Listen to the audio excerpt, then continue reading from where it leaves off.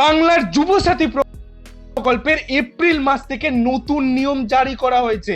এই মাসে ডিবিটির মাধ্যমে টাকা দেয়া হচ্ছে। এই যুবসাথী প্রকল্পের মার্চ মাসে তাড়াহুড়োর কারণে এনইএফটির মাধ্যমে টাকা দেয়া হয়েছিল।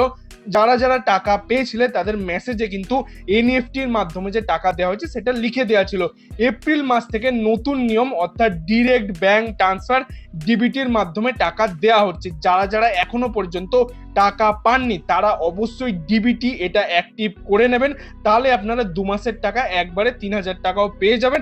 এবং যারা যারা টাকা পেয়েছিলেন মার্চ মাসে, অনেকে কিন্তু এপ্রিল মাসে টাকা পাচ্ছেন না কারণ তাদের ডিবিটি অ্যাক্টিভেট করা নেই বা অন্য কোনো ব্যাংকের সাথে করা রয়েছে।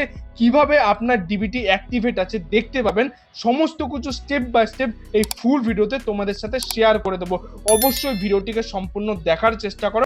এবার দেখে নাও যে তোমরা ডিবিটি কি করে অ্যাক্টিভেট করবে বা চেঞ্জ করবে। প্রথমেই বলে দিই, ডিবিটি যারা যারা অন্য কোনো ব্যাংক অ্যাকাউন্টের সাথে করা রয়েছে কিন্তু তোমরা ফর্মে অন্য ব্যাংক অ্যাকাউন্ট দিয়েছো, সেই ব্যাংক অ্যাকাউন্টে তোমরা ডিবিটিতে কি করে লিঙ্ক করবে বা নতুন করে লিঙ্ক করবে, চেঞ্জ করতে চাইছো, সমস্ত কিছুই একটা প্রসেসের মাধ্যমেই হয়ে যাবে। গুগল ক্রোমে এসে এনপিসিআই বলে সার্চ করবে, এখানে একটা অফিসিয়াল ওয়েবসাইট তোমরা দেখতে পাচ্ছ, এনপিসিআই একদম গভর্নমেন্টের ওয়েবসাইট। সেখানে তোমরা সিম্পলি একবার ক্লিক করবে। এখানে ক্লিক করলে আমাদের সামনে আরো একটি নতুন পেজ ওপেন হয়ে যাবে, যেটা এনপিসিআই এর অফিসিয়াল ওয়েবসাইট। এখানে তোমরা দেখতে পাচ্ছ npci.org.in, এটা লিখলে তোমরা সরাসরি অফিসিয়াল পেজে চলে আসবে।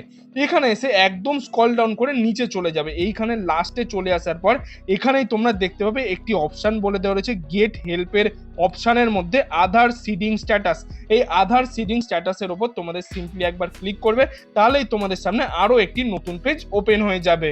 এখানে তোমরা দেখতে পাচ্ছ আমাদের সামনে সেই পেজটা ওপেন হয়ে গেছে এবং এখানে একটা কিন্তু টাইম কাউন্ট হচ্ছে। এই টাইমের মধ্যেই তোমাদেরকে সমস্ত কাজটি কমপ্লিট করতে হবে। আধার ম্যাপ স্ট্যাটাস, প্রথমেই আধার ম্যাপ স্ট্যাটাসের ওপর তোমরা ক্লিক করবে। এখানে ক্লিক করলে তোমরা জানতে পারবে যে তোমাদের কোন ব্যাংক অ্যাকাউন্ট এই আধার সিডিং ব্যাংক স্ট্যাটাস অ্যাক্টিভেট করা রয়েছে। এই অপশানে এন্টার ইওর আধার, তোমরা তোমাদের আধার কার্ডের যে নাম্বার সেটা এখানে লিখে দেবে। তারপর এখানে যে ক্যাপচাটি বলেছে সেই ক্যাপচাটি তোমরা এখানে বসিয়ে দেবে। ক্যাপচাটি বসিয়ে দেওয়ার পর যে চেক স্ট্যাটাসের উপর ক্লিক করলে তোমাদের আধার কার্ডের নাম্বারের সাথে যে মোবাইল নাম্বার লিঙ্ক করানো রয়েছে সেখানে একটি ওটিপি যাবে। ওটিপি দেওয়ার পরেই কিন্তু তোমরা তোমাদের যে ব্যাংক ডিটেলস সেটা কিন্তু দেখতে পাবে, যেটা ডিবিটি অ্যাক্টিভেট করা রয়েছে। যেখানে ওটিপি এন্টার করার পরে তোমরা এখানে দেখতে পাবে ম্যাপিং স্ট্যাটাস বলে দেওয়া রয়েছে এনএমএল ফর ডিবিটি, মানে এইখানে আমাদের কিন্তু এই অ্যাকাউন্টটা ডিবিটিতে লিঙ্ক করানো হয়েছে। ব্যাংকের নাম বলে দেওয়া থাকবে, আধার কার্ডের নাম্বার এবং কবে তুমি লাস্ট ডেটে আপডেট করেছিলে সেই সমস্ত ডিটেলস এখানে বলে দেওয়া থাকবে। এবং এটা হতে পারে অন্য অ্যাকাউন্ট বা অন্য কোনো ব্যাংক অ্যাকাউন্ট তোমরা লিঙ্ক করেছো বা নতুন করে লিঙ্ক করতে চাইছো, যাদের লিঙ্ক করানো নেই এবং ফর্মে যেই ব্যাংক অ্যাকাউন্ট তোমরা দিয়েছিলে সেটা তোমরা চেঞ্জ করতে চাইছো। তো এখানে আধার সিডিং ডিসিডিং যে অপশনটি রয়েছে এর উপর সিম্পলি তোমরা একবার ক্লিক করবে। এখানে ক্লিক করলে তোমরা দেখতে পাচ্ছ আরো কতগুলি অপশন দেখাবে, যেখানে আমরা নতুন করে সিডিং করতে পারবো ব্যাংক অ্যাকাউন্ট এবং নতুন করে চেঞ্জও করতে পারবো। গেট ইওর আধার নাম্বার, এখানে তোমরা তোমাদের আধার নাম্বারটা দিয়ে দেবে। আধার নাম্বার দেওয়ার পর রিকোয়েস্ট ফর আধার, তোমরা সিডিং করতে চাও না ডিসিডিং করতে চাও। এখানে আমরা অবশ্যই সিডিংই করতে চাইবো কারণ আমরা লিঙ্ক করতে চাই ব্যাংক অ্যাকাউন্টের সাথে। তারপর সিলেক্ট ইওর ব্যাংক, এখানে তোমরা অপশনে ক্লিক করে সমস্ত ধরনের ব্যাংক রয়েছে, এখানে এয়ারটেল পেমেন্টস ব্যাংক, পোস্ট অফিসের যে ইন্ডিয়ান পোস্ট পেমেন্ট ব্যাংক, সমস্ত ব্যাংক কিন্তু তোমরা এখানে পেয়ে যাবে। তোমাদের যে ব্যাংক রয়েছে তোমরা সেখান থেকে সেই ব্যাংকটা চুজ করে নেবে। চুজ করে নেওয়ার পর এখানে যে তোমাদের বলে দেওয়া রয়েছে এই 3টি অপশন অবশ্যই দেখে নাও। এই 3টি অপশনে কিন্তু একটাও ভুল হলে তাহলে কিন্তু ডিবিটি লিঙ্ক হবে না।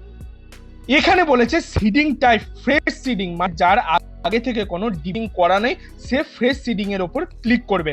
তারপর movement same bank account with another account, মানে সাপোজ তোমাদের এসবিআই ব্যাংকে দুখানা অ্যাকাউন্ট রয়েছে, তো সেম ব্যাংক অ্যাকাউন্টের মধ্যে যদি তোমরা চেঞ্জ করাতে চাও তাহলে সেকেন্ড অপশন ক্লিক করবে। থার্ড অপশনে বলেছে movement for one bank to another bank, মানে দুটি আলাদা আলাদা ব্যাংকের সাথে যদি তোমরা চেঞ্জ করতে চাও তাহলে তোমরা এই থার্ড অপশনটা ক্লিক করবে। সাপোজ আমাদের এইচডিএফসি তে রয়েছে, আমরা এসবিআই তে করতে চাই, তাহলে আমরা এই 3 নম্বর অপশনটা ক্লিক করব। তারপর তোমাদের যে ব্যাংক অ্যাকাউন্টটা তোমরা করতে চাও সেই ব্যাংক অ্যাকাউন্টের নাম্বার এখানে লিখবে। কনফার্ম ব্যাংক অ্যাকাউন্ট নাম্বার, মানে সেম দুটো ব্যাংক অ্যাকাউন্টের নাম্বার একসাথে লিখে দেবে, দুবার করে লিখতে হবে। তারপর এই টিক অপশনে তোমরা ক্লিক করে দেওয়ার পর একটি ক্যাপচা তোমাদের দিতে হবে।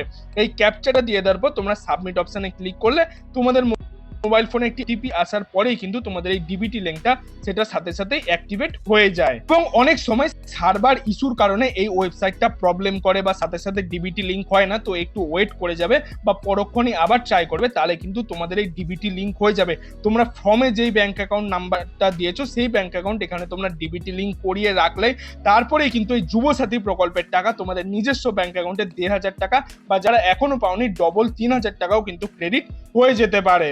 তো বন্ধুরা, এই ছিল আজকের কিছু আপডেট। এই আপডেটটি যদি আপনার ভালো লাগে তাহলে একটি লাইক করে দেবেন এবং বন্ধু বান্ধব আত্মীয় স্বজন সবার মধ্যে এই ভিডিওটি শেয়ার করে দেবেন, তারাও যাতে এই নতুন আপডেটটি সম্পর্কে জানতে পারে এবং ডিবিটি লিঙ্কটাও করিয়ে নিতে পারে। এবং আপনি যদি আমার চ্যানেল নতুন দর্শক হয়ে থাকেন তাহলে চ্যানেলটি অবশ্যই সাবস্ক্রাইব করে পাশের বেল আইকনটি অল করে দেবেন এরকম গুরুত্বপূর্ণ আপডেটগুলি পাওয়ার জন্য।